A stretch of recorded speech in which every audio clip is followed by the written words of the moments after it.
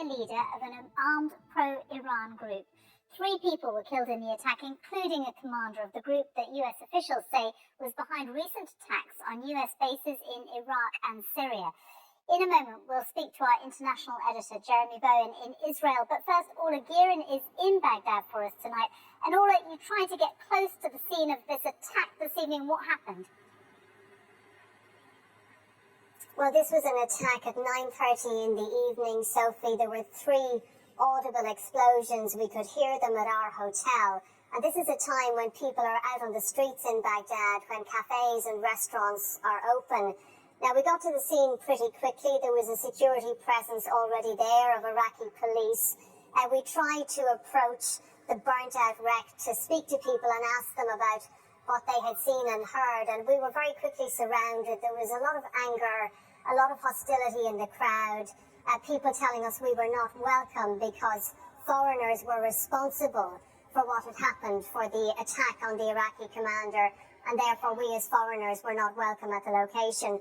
Now, we were not harmed. We were able to pull back to an area where even more security forces were arriving and members of Iraqi SWAT teams.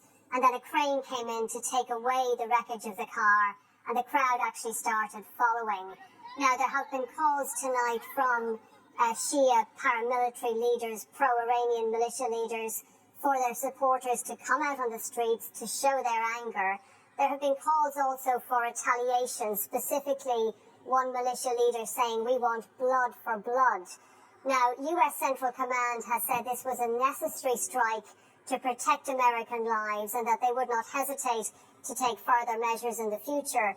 But we've already had one very angry response from the Iraqi military saying this is a threat to sovereignty and to safety and security in the country, and it's hard to see how it can do other than increase the level of tension here.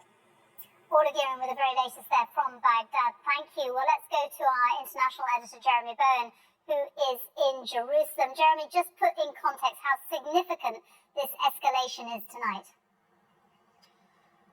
Well, it's clearly a serious escalation. The Americans are saying this is really about stability and sending a message to Tehran. It all depends what happens when the inevitable retaliation occurs, and whether they do get, as Orla said, blood for blood, and whether that blood is American, because that will then prompt another American response without doubt. Now, the whole region is aflame, and here in Jerusalem, the American Secretary of State, Antony Blinken, has been meeting Palestinian President Mahmoud Abbas and also the Israeli Prime Minister, Mr. Netanyahu, and he's been trying to pull off, Mr. Blinken, a diplomatic miracle, if you like, to close the gap between Israel's position on a ceasefire in Gaza and the position held by Hamas.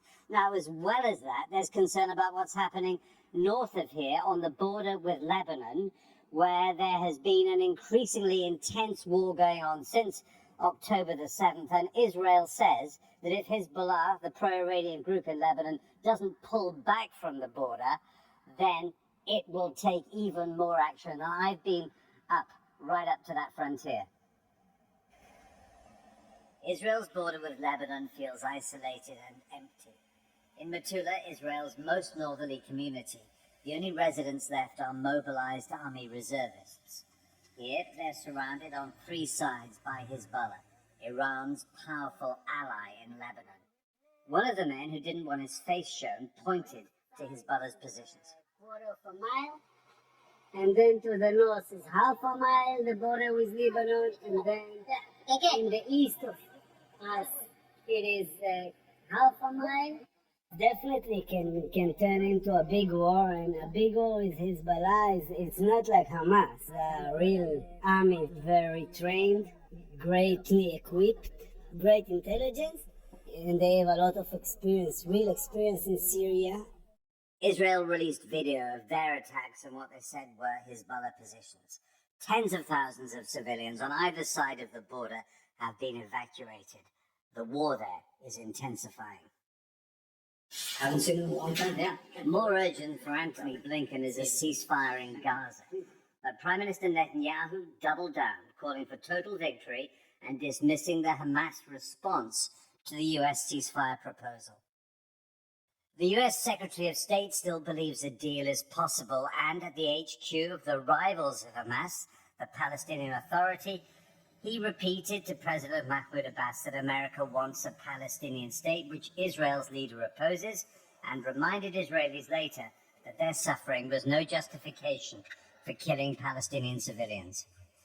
That cannot be a license to dehumanize others.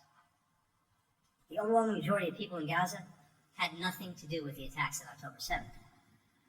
And the families in Gaza whose survival depends on deliveries of aid from Israel are just like our families.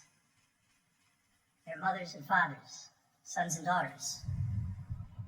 Gaza is the key to stabilizing the Middle East. This is the occupied Golan Heights, another potential flashpoint where the borders of Israel, Lebanon, and Syria meet.